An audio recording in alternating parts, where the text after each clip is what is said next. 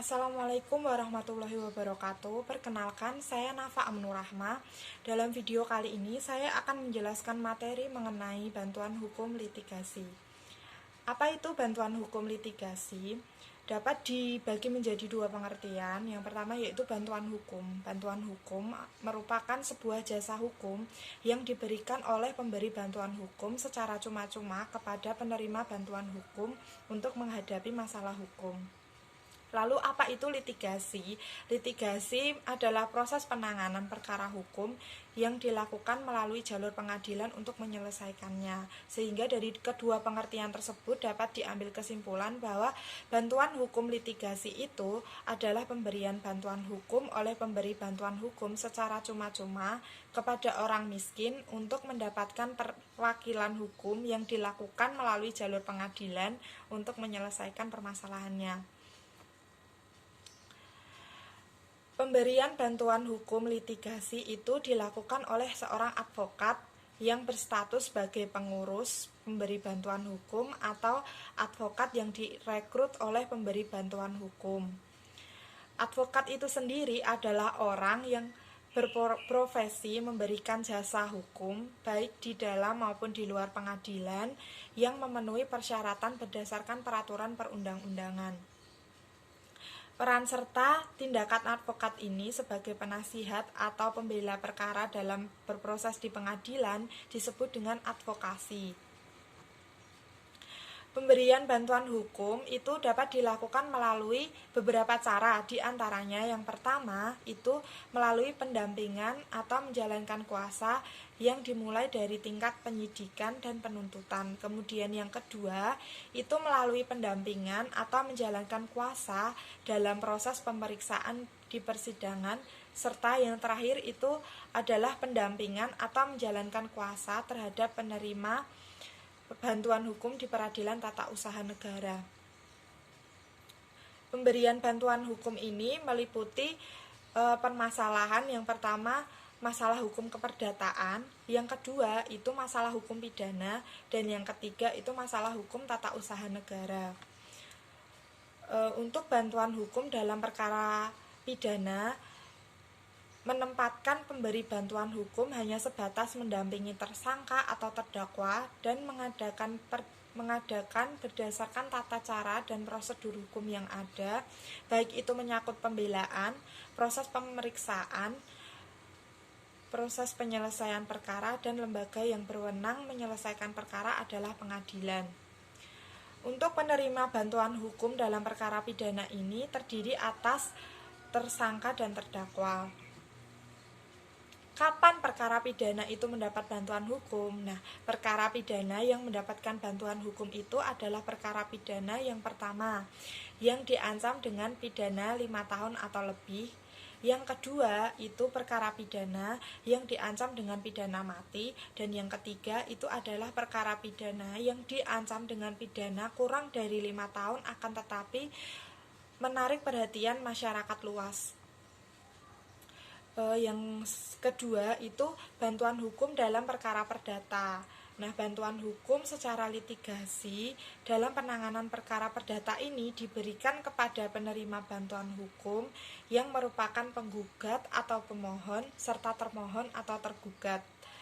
Dalam jenis perkara ini, pemberi bantuan hukum hanya ditempatkan sebagai pendamping atau kuasa. Dalam perkara perdata, inisiatif untuk mengajukan gugatan itu datangnya dari pihak yang bersangkutan atau dari pihak yang merasa hak-haknya dilanggar atau dirugikan oleh pihak lain. Untuk itu, dalam mencari bantuan hukum juga harus mencari sendiri, tidak dicarikan oleh hakim. Untuk perkara perdata ini, pemberian bantuan hukum melakukan bantuan hukum pada penggugat atau pemohon itu berupa yang pertama, pembuatan surat kuasa, yang kedua, gelar perkara di lingkungan pemberi bantuan hukum, yang ketiga, pemeriksaan seluruh kelengkapan dokumen berkenaan dengan proses pemeriksaan di persidangan, yang keempat, penyiapan dan menghadirkan alat bukti, saksi, dan atau saksi ahli. Yang kelima, pembuatan surat replik dan kesimpulan. Yang keenam, penyiapan memori banding, memori kasasi atau peninjauan kembali, serta yang terakhir tindakan hukum lain yang sesuai dengan ketentuan peraturan perundang-undangan. Kepada tergugat atau termohon, pemberi bantuan hukum ini akan melakukan yang pertama, pembuatan surat kuasa, yang kedua, melakukan gelar perkara di lingkungan organisasi bantuan hukum, yang ketiga, pemeriksaan seluruh kelengkapan dokumen yang berkenaan dengan proses pemeriksaan di persidangan, yang keempat, pendampingan dan mewakili penerima bantuan hukum pada saat mediasi. Yang kelima, pembuatan surat jawaban atas gugatan, duplik dan kesimpulan. Yang keenam, pendampingan dan mewakili penerima bantuan hukum pada saat pemeriksaan di persidangan. Yang ketujuh, penyiapan dan menghadirkan alat bukti, saksi dan atau ahli. Yang kedelapan, penyiapan memori banding, memori kasasi atau peninjauan kembali, dan atau yang terakhir tindakan hukum lain yang sesuai dengan peraturan perundang-undangan. Untuk bantuan hukum yang terakhir yaitu dalam perkara tata usaha negara. Sengketa tata usaha negara itu adalah suatu sengketa yang timbul dalam bidang tata usaha negara antara orang-orang atau badan hukum perdata dengan atau pejabat tata usaha negara baik itu di pusat maupun daerah sebagai akibat dikeluarkannya keputusan tata usaha negara, termasuk sengketa kepegawaian berdasarkan peraturan perundang-undangan. Tergugat dalam perkara tata usaha negara ini adalah badan atau pejabat tata usaha negara yang diberikan wewenang oleh undang-undang berdasarkan kewenangan yang diberikan. Bantuan hukum ini diberikan kepada yang pertama penggugat dan yang kedua penggugat intervensi.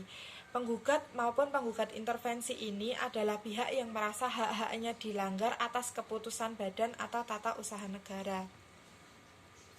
Untuk bantuan hukum yang diberikan pada tata usaha negara ini meliputi yang pertama, pembuatan surat kuasa, yang kedua, gelar perkara di lingkungan pemberi bantuan hukum, yang ketiga, memeriksa seluruh kelengkapan dokumen yang berkenaan dengan proses di persidangan, yang keempat, membuat surat gugatan, kelima, mendaftarkan gugatan ke pengadilan tata usaha negara, yang keenam, mendampingi dan atau mewakili dalam proses dismisal, mediasi, dan pemeriksaan di sidang pengadilan tata usaha negara. Yang keenam, menyiapkan alat bukti dan menghadirkan saksi atau saksi ahli. Yang ketujuh, membuat surat replik dan kesimpulan. Dan yang terakhir adalah menyiapkan memori banding atau kasasi. Nah, mungkin cukup sekian materi yang dapat saya sampaikan. Kurang lebihnya mohon maaf. Jangan lupa untuk di like, komen, dan subscribe. Wassalamualaikum warahmatullahi wabarakatuh.